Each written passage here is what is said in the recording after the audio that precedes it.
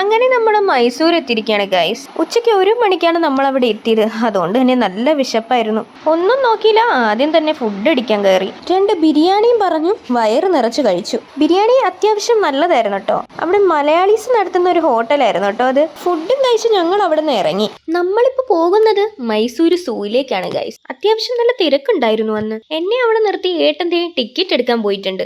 ഞാനാണെങ്കിൽ അവിടെ നിന്ന് എല്ലാവരെയും വായും പൊളിച്ച് നോക്കിക്കൊണ്ട് നിൽക്കായിരുന്നു. ആരും വന്ന് എൻ്റെ അടുത്ത് സംസാരിക്കല്ലായിരുന്നായിരുന്നു എൻ്റെ പ്രാർത്ഥന. കാരണം എനിക്ക് അവരുടെ ഭാഷ അറിയില്ലല്ലോ. ടിക്കറ്റും എടുത്ത് ഞങ്ങളിതേ അകത്തേക്ക് കയറി. അപ്പോഴേതേ അവിടെ മാപ്പ് വെച്ചിട്ടുണ്ട്.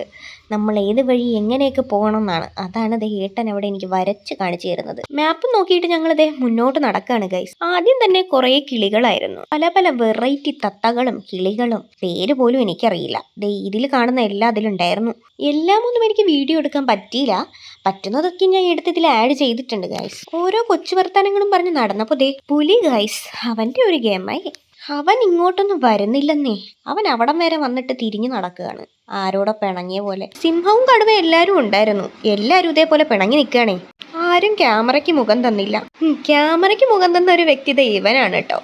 എല്ലാവർക്കും നല്ല നല്ല പോസുകളൊക്കെ കൊടുക്കുന്നുണ്ടായിരുന്നു നമ്മുടെ ഗൊറില്ല കുട്ടൻ. പിന്നെ ദേ പുറം തിരിഞ്ഞ് നിൽക്കുന്ന 2 കാണ്ടാമൃഗം. എല്ലാവരും പിണങ്ങി നിൽക്കുകയാണ് തോന്നുന്നു. എല്ലാവരും പുറം തിരിഞ്ഞാണ് നിൽക്കുന്നത് ഗൈസ്. മിണ്ടുന്നില്ലേ? മിണ്ടണ്ട, ഞാനും മിണ്ടില്ല.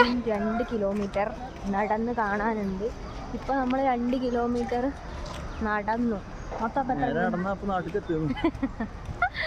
ഇനി അപ്പൊ നമ്മൾ നടക്കുകയാണ്. ഭയങ്കര തിരക്കാണ് ഇവിടെ. ചെതല പിടിച്ച ആന. ഇത് ആഫ്രിക്കൻ ആനയാണ് കേട്ടോ. അതിനാണ് ഏട്ടൻ പറയുന്നത് ചെതല് പിടിച്ച ആനയെന്ന്. ഏട്ടനെ പറഞ്ഞിട്ടും കാര്യമില്ല. അതിന്റെ പുറം എന്തോ ചുക്കിച്ചുളിഞ്ഞ് ചെതല് പിടിച്ച പോലെ ഇരിക്കുക. വയസ്സായ ആനയാണെന്ന് തോന്നുന്നു. അത് കഴിഞ്ഞതേ നമ്മൾ പാമ്പുകളെയാണ് കണ്ടത്. കുറേ പാമ്പുകളൊക്കെ ഉണ്ടായിരുന്നു. അതിനെയൊന്നും വീഡിയോ എടുക്കാൻ പറ്റിയില്ലെന്നേ.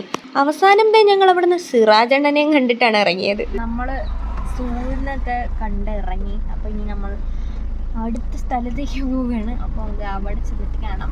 ബൈ.